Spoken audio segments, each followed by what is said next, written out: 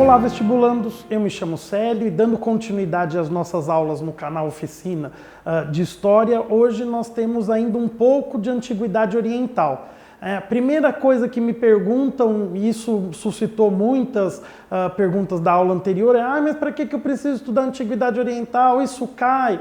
Olha, realmente, se nós fizermos um inventário das questões dos últimos anos, das principais provas, nós não vamos ter questões significativas e com muita especificidade de povos como mesopotâmicos, persas, hebreus, fenícios ou mesmo os egípcios.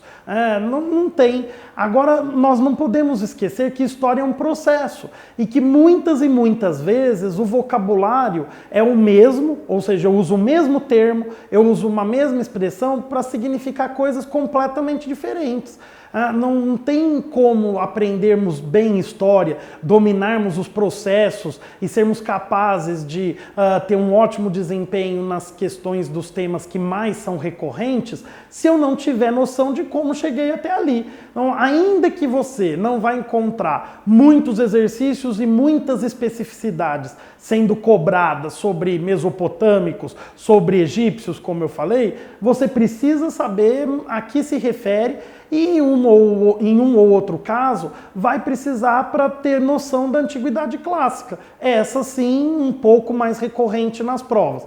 Na aula anterior, a gente falou basicamente das características em comum entre Egito e Mesopotâmia. Então são sociedades teocráticas de regadio. Lembrem-se, não adianta saber que é teocrático de regadio se não souber o que significa teocrático de regadio. Hoje a nossa ideia é explicar um pouquinho mais de outros povos mesopotâmicos, até para não colocar no mesmo balaio, com as mesmas características, povos que são particularmente diferentes. E aí eu volto a dizer, essa classificação da Antiguidade Oriental é uma classificação eurocêntrica, ou seja, centralizada na Europa, e que foi forjada, foi criada e cristalizada ao longo do século XIX. Portanto, tem lá uma base muito significativa em documentos escritos, que hoje correspondem a uma das fontes. Ninguém vai estudar nada só com base em fonte escrita. Mas não é porque a classificação de Antiguidade Oriental é datada do século XIX que eu vou deixar de usar. Afinal, é o que aparece e de algum jeito eu preciso ter elementos que me localizem. Então, no caso da Mesopotâmia, diferente do Egito, nós temos vários povos que vão se sucedendo naquela região que hoje é o Iraque. E aqui um parênteses. Nada de me embarcar em explicações absurdas de senso comum que vocês veem por aí, dizendo, olha, o território do Iraque desde sempre foi marcado por conflitos, aquela gente não se emenda. Para com isso! Nada a ver uma coisa com a outra. O Iraque que a gente conhece é uma criação do pós-Primeira Guerra e muito relacionado ao imperialismo europeu.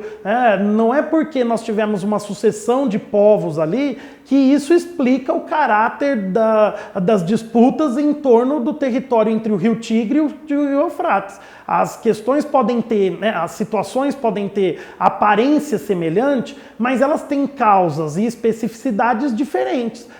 Por isso é importante estudar a história desses povos, mesmo que eu não tenha lá questões tão específicas deles, para conseguir trabalhar com o conceito histórico de circunstância, de historicidade, não sendo anacrônico, misturando explicações que são completamente despropositadas para essa ou para aquela época. Mas então, feito esse parênteses, a gente tem alguns povos mais importantes que viveram nesse período tido genericamente como Antiguidade Oriental no território mesopotâmico. O primeiro deles são os sumérios, embora não tenham constituído o que nós chamaríamos de reino unificado ou de império, a base cultural mesopotâmica é toda suméria. principalmente a escrita cuneiforme. Então, se os tabletes cuneiformes são fundamentais para compreendermos, para acessarmos a história dos povos mesopotâmicos, a criação dessa escrita é devida aos sumérios.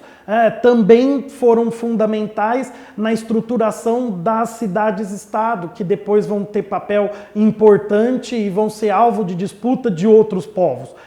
Sem contar que há episódios na epopeia de Gilgamesh, que é uma epopeia suméria, que são muito semelhantes a episódios que nós encontramos no nosso Antigo Testamento cristão ou nos livros sagrados do povo judeu. Por exemplo, o dilúvio.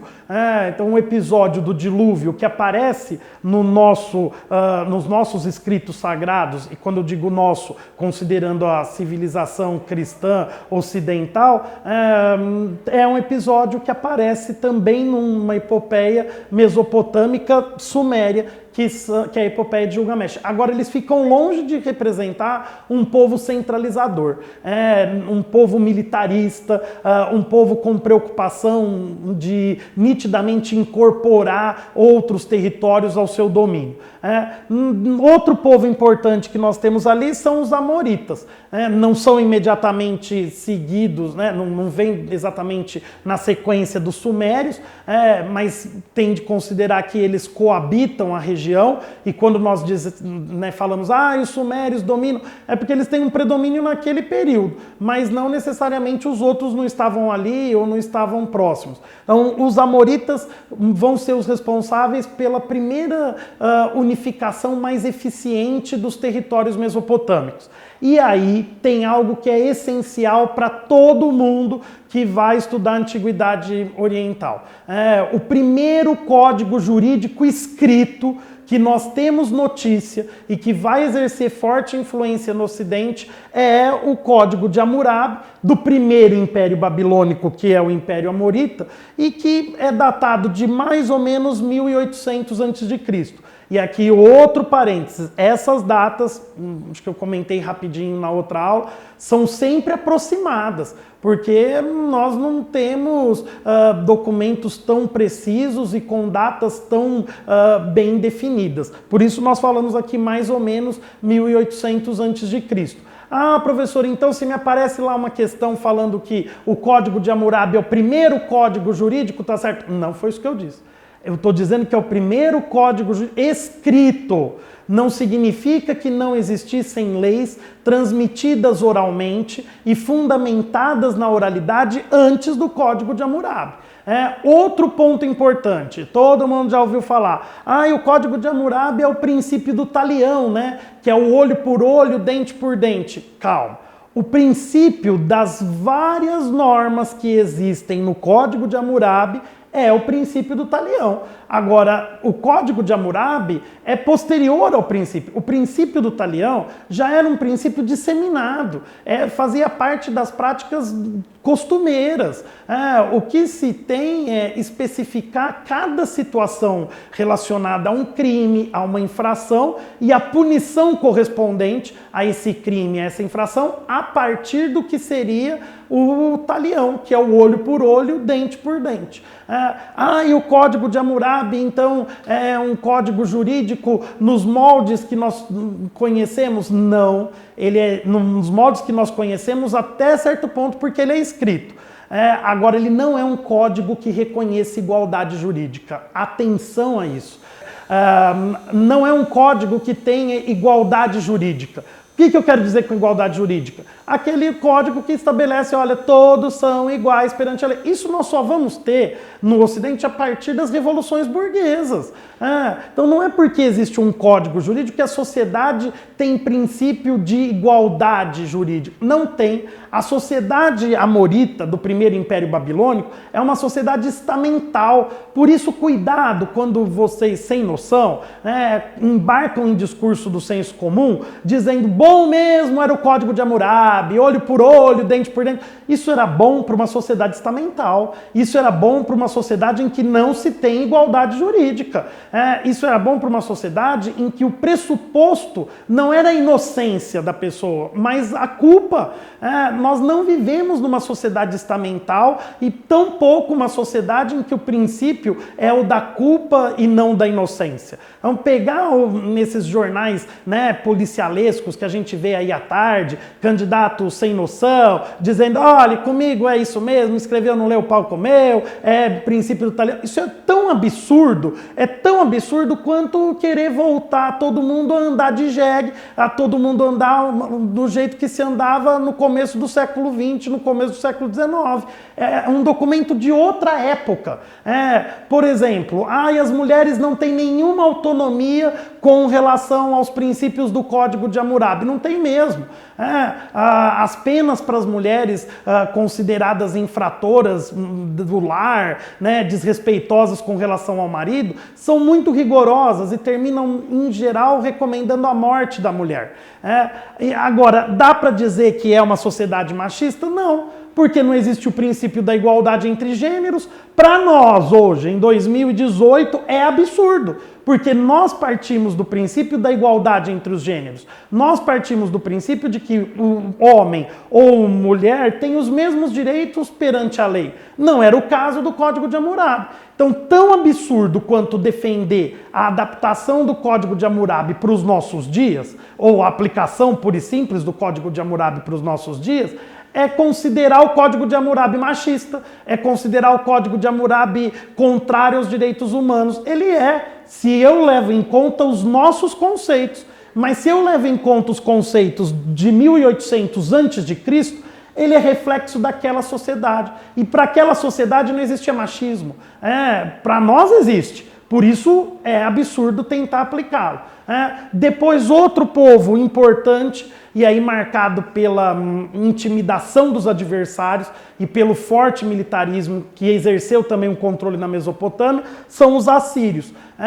Com uma série de lendas em torno dos assírios, né? Empalamentos, extração da pele do inimigo para fazer troféu de guerra. Nós podemos dizer que os assírios são violentos? Se consideramos que os caldeus disseram que eram, que os amoritas disseram que eram, podemos. Não é com base nos nossos conceitos de violência e de não violência que a gente pode dizer. O papel do historiador é compreender e não julgar. Então, vamos considerar os assírios violentos. Você pode, desde que você tenha respaldo documental, desde que você tenha respaldo interpretativo de época para isso. E o outro império importante, esse sim também com vastos domínios e com alguma centralização significativa, é o Império Caldeu ou o Segundo Império Babilônico. É o Império dos Jardins Suspensos da Babilônia, né? Construído pelo Nabucodonosor como um monumento expressivo de todas as regiões que eles dominavam. Todo mundo que estuda a antiguidade vai passar a certa altura por esses povos, porque eles são alvos de invasão dos persas, eles mantêm, mal ou bem, depende da época, vínculos econômicos, vínculos políticos com fenícios, com os hebreus. Agora, é preciso localizá-los especificamente na antiga Mesopotâmia. E sempre, se você não está estudando isso, porque vai ter uma questão lá de amorita, uma questão de caldeu, uma questão de assírio, pelo menos estude, porque você vai ter condições de analisar historicamente aspectos sociais e jurídicos. Então, o Código de Hammurabi é absurdo se eu parto dos nossos conceitos atuais, mas considerando 1800 a.C., ele faz sentido. O absurdo é quem pega de lá de 1800 a.C., eu acho que faz sentido hoje. Aí é complicado. Outro povo da Antiguidade Oriental importante, e esse diferente da maioria deles, porque não tem lá uma atividade agropastoril muito forte, são os fenícios. Os fenícios se desenvolveram no território do atual Líbano, não tiveram uma lógica centralizada ao longo da sua história. O território fenício foi conquistado por vários povos e aí sim passou a fazer parte de outros impérios, mas a lógica fenícia de organização era a lógica da cidade-estado.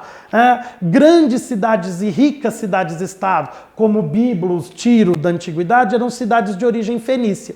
E aí, para você que acha que cidade-estado só existe na Grécia, é importante lembrar dos sumérios, que tinham uma organização como cidade-estado, e os fenícios, que sempre tiveram uma organização como cidade-estado.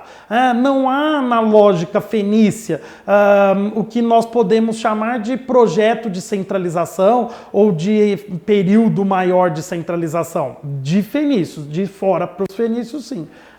A atividade principal, como eu disse, não é agropastoril, é o comércio, e eles vão dominar o comércio na maior parte da bacia do mar Mediterrâneo.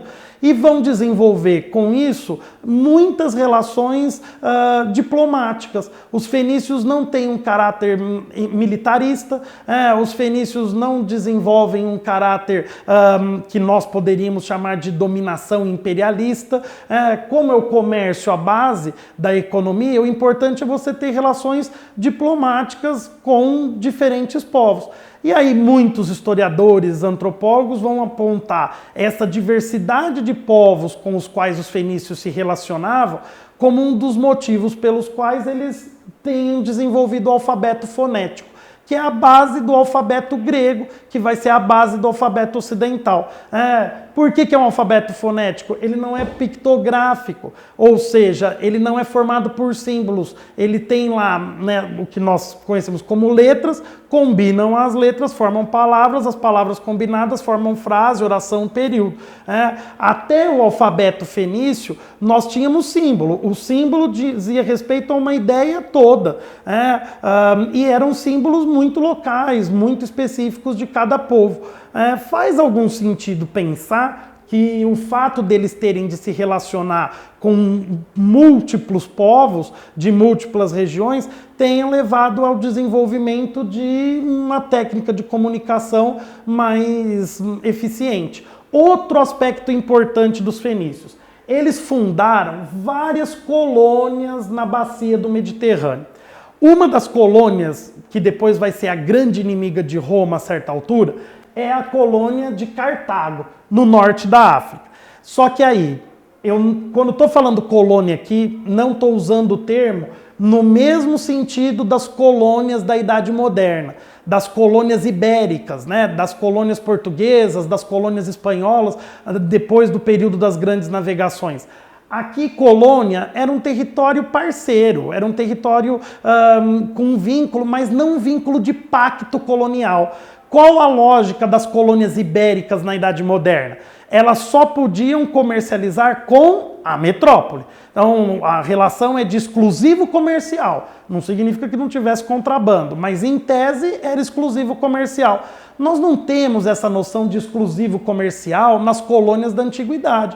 Então, algum tempo atrás, se não me engano, na FUVEST, nós tivemos lá uma pergunta que pedia para caracterizar a escravidão da antiguidade comparando com a escravidão da Idade Moderna. E a colônia da antiguidade comparando com as colônias modernas. Então, a colônia moderna tem pacto colonial, tem exclusivo do comércio. A colônia medieval, aliás, medieval não, desculpe, a colônia antiga não tem esse exclusivo do comércio.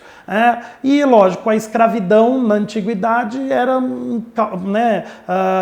fundamentada principalmente em prisioneiros de guerra. E os fenícios tinham muitos escravos? Tinham, porque comercializavam escravos daqui para lá.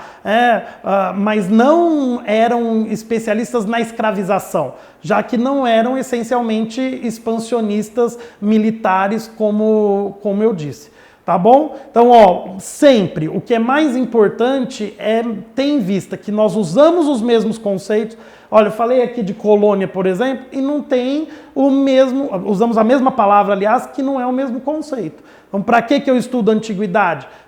Para ter clareza da historicidade de cada conceito histórico. Para ter clareza que em cada período eu devo explicar de acordo com os valores, de acordo com a estrutura social e política daquela época. Tá certo? Até a próxima. Qualquer dúvida, não esqueça de inscrever para o canal e a gente está sempre à disposição para sugestões e responder as perguntas que vocês quiserem. Até lá, bons estudos!